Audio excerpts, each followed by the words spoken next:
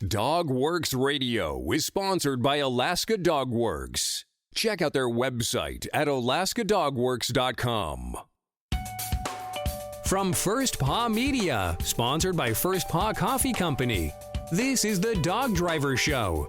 Visit our website at dogworksradio.com. Now here are your hosts, Robert Forto and Parto. Hello and welcome everybody. This is Robert and I'm here with my co-host KP and we are the Dog Driver Show, and today we have a guest calling in from Minnesota. His name is Jake Robinson. KP, what do you know about Jake? Jake Robinson. Jake, I haven't raced him personally yet. Hopefully it will come soon as he's planning to come to Alaska. Young man who's been in this sled dog sport for around 15 years or so, from beautiful city of Bemidji, northern Minnesota. I've been following his results. He's having better and better and stronger results. He has a very powerful dog team doing the 10-dog circuit and in the open class also. Jake, welcome to the show, and tell us a little bit about yourself and how all of that started. Well, thanks so much for having me. I think this is a really cool thing you guys do, and I listen to every episode religiously. Like you said, I've been involved in dogs for over 15 years down here in the Midwest. I actually got my start. I was a really avid reader as a kid, and there's an author, Gary Paulson. He wrote books like The Hatchet and some books about running the Iditarod. He was from the Bemidji area, and around the time I was 12 years old, we had a neighbor who had dogs, was mutual friends with Gary. Gary decided to get back into dogs and try running the Iditarod again, and I got my first 3 dogs from Gary, which was kind of cool. And from there, I raced in the Midwest, just traveling to the few local races we had. I got rid of my own dogs while I went to university. And then that's when I started handling for Ed Streeper. And I traveled full-time on the road with Eddie for about 5 years. And that's where I really got a strong foundation and what it takes to be competitive with a sprint racing dog team, and really fell in love with racing and traveling. That is interesting. We had another participant in our show, Aaron Campbell. He had kind of a same type of background, who was helping the Streeper Kennel and has a phenomenal sprint team right now in Canada running. Jake, do you think running with the Streeper Kennel, Eddie, Fast Eddie, and over the years, did it give you a big boost in your program? Oh, absolutely. I mean, that's where I learned almost everything I know about running dogs, just as far as, the basic fundamentals of how to properly feed, what to feed, how to properly train, put miles on, what kind of pace to be running at. And it is different. Eddie and Amy had a much larger operation than I do. So there are some differences there, but I would say the most important thing I learned is what a good dog looks like. I think that's something that really helped me evolve and ramp my own program up at an accelerated rate, because I got to work with one of the best open class teams in the world. And what does a good dog looks like, Jake? I can't really say for sure, but I know it when I see it.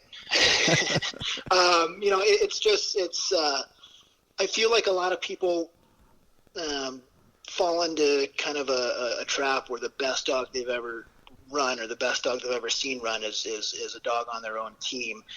So being able to see dogs that are capable of winning at that 20-25 mile mark, maintaining that 20 mile an hour average in an 18-20 mile an hour race, and seeing the type of gait that they have, that's really, I'd say, is the most discernible thing, is the good, straight, even, smooth gait. Beyond that, they come in all sorts of shapes and sizes. And tell us a little bit about your dogs, actually, Jake. You mentioned that you have a good pool you are training, and What is the background? What's behind your dogs and your lions? I've got a little bit of everything. Most of my foundation lines are from the Cook Kennel. I had the pleasure of watching Kevin Cook's team win the paw a few times, and I saw his track record setting run in, that would have been 2013. I got to watch that team for 3 days, and I saw how powerful they looked. I went up to Kevin right afterwards, and I said, Kevin, I want to start a kennel. I'd like to buy a bred female from you.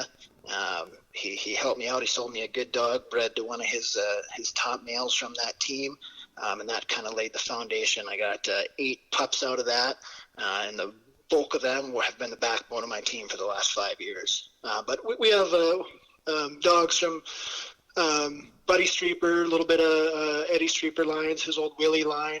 I've bought dogs from out east, from Justin Fortier, Samuel LaForce. So we've got a little bit of everything going on. And since acquiring these lines, you've been breeding your own dogs, correct? Or you're still getting dogs from other yards?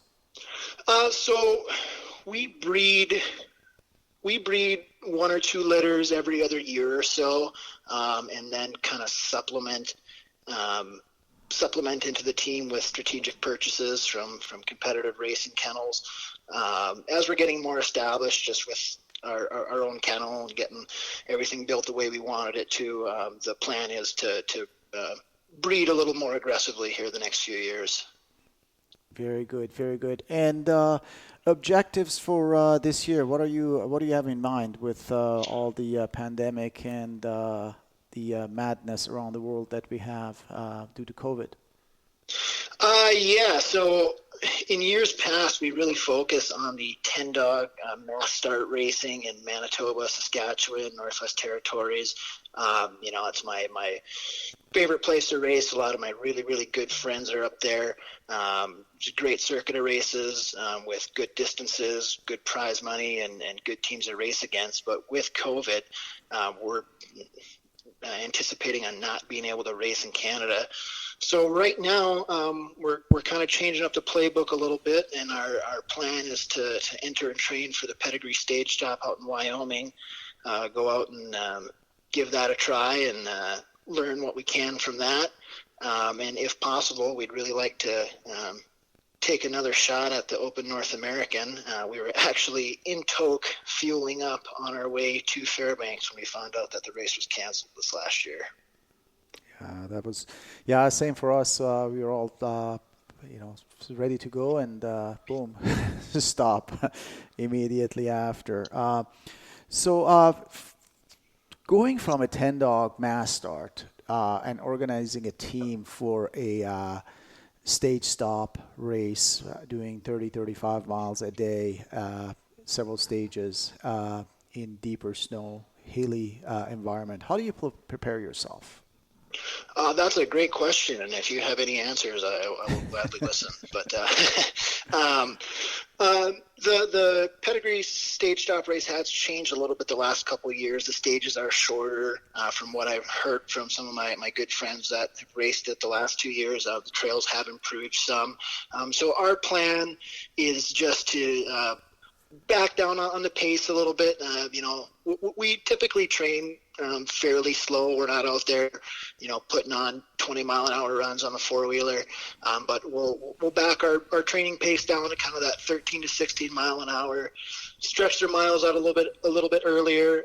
Every year, my goal is to have my first 20-mile run on by Christmas, just because I feel like from there, you can really do anything with the dog team. You can keep stretching them out and run a race like the Paw, Manitoba, which is 3:35. You can shorten them back down and run the 20 and under circuit in Manitoba, the Northwest Territories, or out in Quebec. So we'll just accelerate that program a little bit and try to have 25s or 30s on by Christmas rather than 20s. And I think the big focus this year will be keeping the group intact, making sure when we show up to the starting line, everyone's feet are flaw-free, everyone's feeling good, looking good, going into the race with good basic conditioning and good weight on them. Jake, stage stop is one of the things I've never done actually, and I don't really know. You may know or you may not know.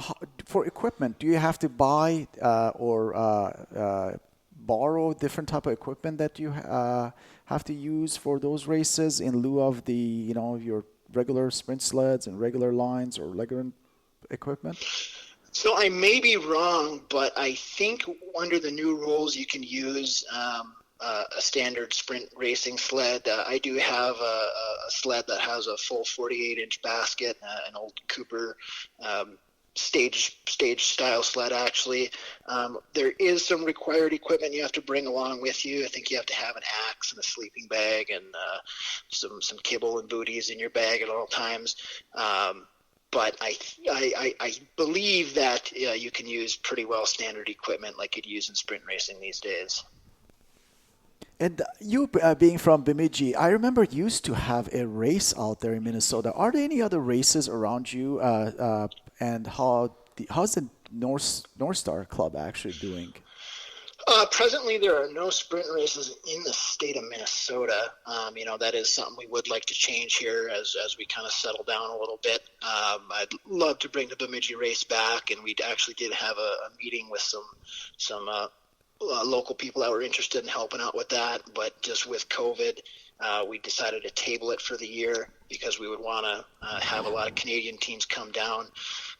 So for the first 3 years that I had this group of dogs and was racing with my own team, our closest race to home was the Paw, Manitoba, which was 11 hours away.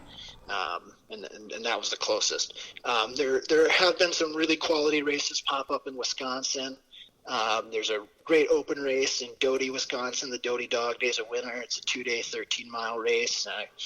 Great trail, one of my favorite trails to race on. Good purse for the area. There's a good race in Iron River, Wisconsin. So it has been nice to race a little closer to home, but our North Star circuit here really does need a breath of fresh air and some fire in the belly. Jake, I started my mushing career in Minnesota. I used to live in Duluth in the mid to late 90s, so I'm very familiar with sort of the culture of mushing, at least back then. What do people think of it today? Here we are, 2020. Weather is much different than it was back then. Of course, kids are different than they were back then. What is the perception of dog sports in 2020 there in Minnesota? For the most part, I don't think it's changed a whole lot. There's just not as many mushers. Bemidji used to be a group of 3-4 highly competitive open class kennels right in Bemidji. Now there's just me. In the entire state, there's only 2 or 3 competitive sprint racing kennels.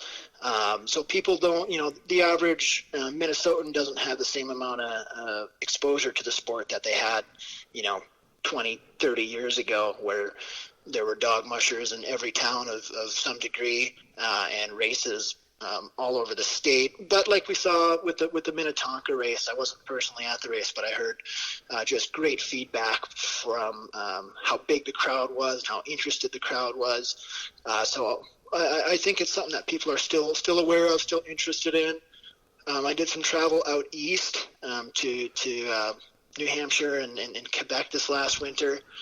And I was surprised to hear a lot of the mushers out there, saying that they're transitioning their rigs over to the trailers with dog boxes on the inside so people can't recognize it as a dog vehicle due to, they like that because there's a negative perception of dog sports. Our first drop in New Hampshire, we actually got hassled by some local police for having our dogs loose, and it was kind of a different scene out there.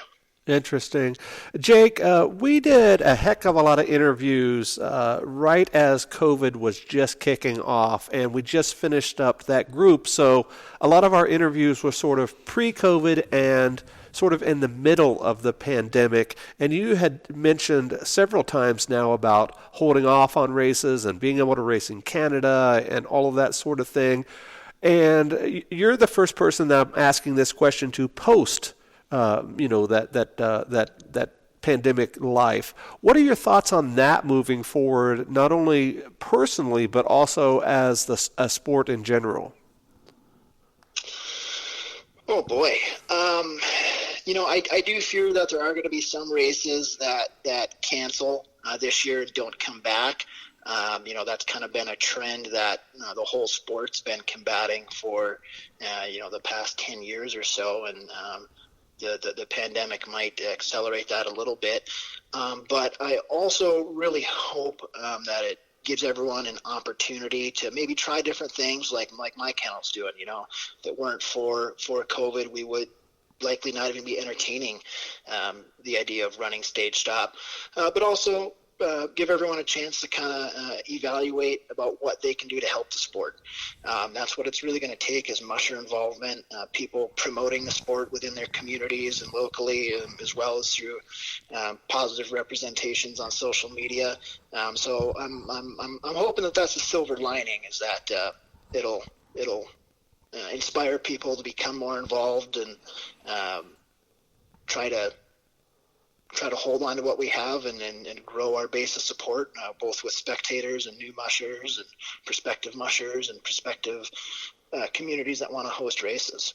Well, you had mentioned that the Minnetonka race, and we had the organizers on our other show on Mushing Radio at the beginning of the season. I guess it was around January, early February, we had those guys on. And like you said, there was a heck of a lot of enthusiasm about that race, not only for the participants, but the local community with the purse and the businesses and all that. I think that's what we need, don't you? Yeah, absolutely. And it's great to see larger communities get involved with racing. Like I said, for many years, our focus has been on the northern Manitoba circuit, and we're traveling into extremely remote communities that aren't even accessible by road.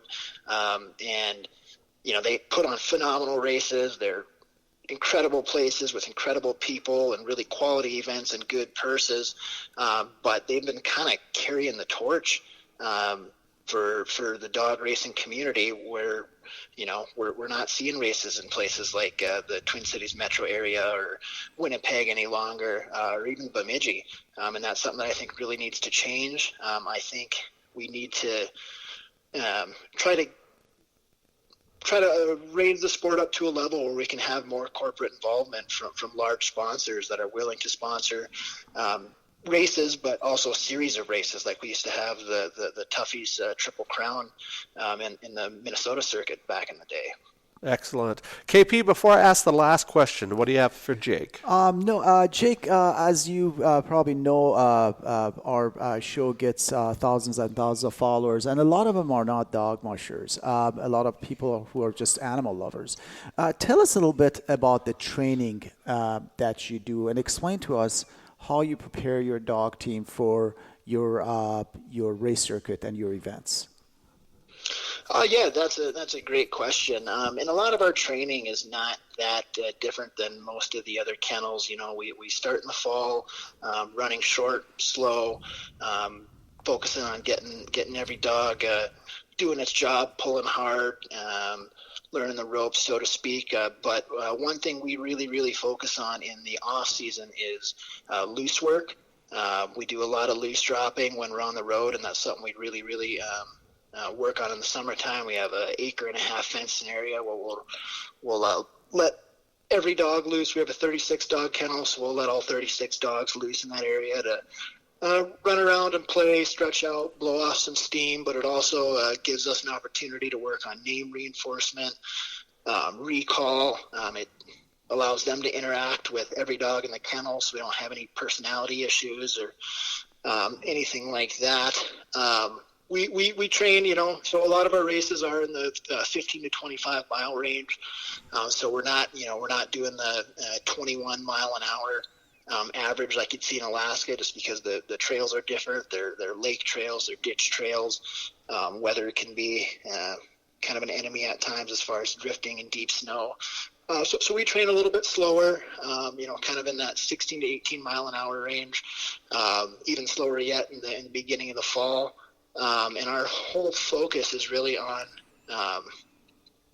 having happy and healthy dogs throughout the season, and that's what guides our decision making, is what's going to be best for both the physical and mental health of the animals. If the dog team is ready to make a mileage jump, but the trail conditions aren't there, the weather conditions aren't there, it's best just to not do that training run. So sometimes the best training run you do is the one you don't.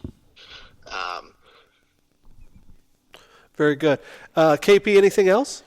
No, Jake, I wanted to wish you the best for the stage stop that you are targeting, and looking really, really forward to have you and your dog team in our circuit in Alaska. Come and do the ONAC, the Rendezvous, the Classic, the Toke Racer Champions, and all the good stuff. Really looking forward to have you here. I've heard a lot of good things about your passion. You're part of the younger, newer generation of open class drivers, and we need more of you guys. Yeah, and likewise, we'd certainly love to see some of the Alaska teams come down here, race our circuit. It's been really exciting in a few years. It's kind of where you're seeing some of the really competitive racing happen, with the Streeper Kennel and Annie Malo and Marco Rivet, Eric LaForce, Kevin Cook, all kind of duking it out. And we'd certainly love to see you guys make the trip south sometime. So, Jake, last question before we go. It's the question we ask all of our guests, and you may have already answered it, I'm not sure. But if somebody were to come to you and ask for one piece of advice, they're just getting involved in the sport, sort of how you did with Gary Paulson way back in the day, what advice would you give them? I would say to start slow. This is a great sport, and it's really, really easy to get caught up in your own ambition and own goals and ideas. But there's a lot of practical realities that come with being a dog musher, just as far as the time required, the expense required, the physical space required. And it's best if you take a more measured approach, find a local musher that you can help out and see what style of dog mushing is going to suit you and your interests the best. And then just find good quality dogs. One thing we've always made a good practice of in our kennel is having at least one dog from a top team that's won one of the races that we're training for. Hey, that's great advice for sure. So excellent interview, Jake. Thank you very much for joining us today. On behalf of our guest today, Jake Robinson, calling in from Minnesota. This is Robert and KP from The Dog Driver. We'll see you guys next time. Goodbye. From First Paw Media, this is The Dog Driver Show. We hope you enjoyed this podcast, and we invite you to subscribe in Apple Podcasts, Spotify, Stitcher, or wherever you get your podcasts. You'll find a link on the episode notes. You can tap or swipe on the episode cover art, and you can see some offers from our sponsors. You can support our show by supporting them. If you like what you have heard, we would love it if you could give us a 5-star rating and tell your friends how to subscribe too. Your hosts are Robert Forto and Kurosh Parto. Our producer is Robert Forto and created for First Paw Media.